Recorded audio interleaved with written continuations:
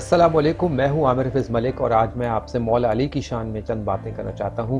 मैं उनके अक़वाल ज़री आपके सामने पेश करूंगा। हज़रत अली को अल्लाह ताला ने ख़ास शान इनायत की थी और इसी के बारे में नबी आखिरुज़्ज़मां हज़रत मोहम्मद सल्लल्लाहु अलैहि वसल्लम का फरमान ज़ीशान है, मैं शहर इल्म हूँ और अली उसका दरवाज़ा है। यकीनन हज़रत अली करमल्लाहु वजहू की तमाम बातें इल्म और दानिश से भरपूर हैं। तो आइए उनके अक़वाल ज़री जानते हैं। सूरत और सीरत में सबसे बड़ा फ़र्क यह है कि सूरत धोखा देती है जबकि सीरत पहचान करवाती है। अगर तुम अपने इल्म पर मगरूर हो तो जहालत के लिए ये ही काफी है। जो शख्स तुम्हारा गुस्सा बर्दाश्त कर ले और साबित कदम रहे तो वो तुम्हारा सच्चा दोस्त है। उन लोगों पर एतबार करो जो तुम्हारी तीन बातें भांप सकें, तुम्हारी हंसी में पोशीदा दर्द, तुम्हारे गुस्से में तुम्हारा प्यार और तुम्हारी खामोशी में पोशीदा वजह। हर बात पर हाँ में हाँ मिलाना मुनाफिकों की आदत है। अदब हासिल करना सोना जमा करने से बेहतर है। अपने बच्चों को अदब करना सिखा कर उन्हें फायदा पहुंचाओ। रिश्तों की खूबसूरती एक दूसरे की बात को बर्दाश्त करने में है। बेऐब इंसान तलाश करोगे तो अकेले रह जाओगे। जिसने किसी को अकेले में नसीहत की उसने उसे संवार दिया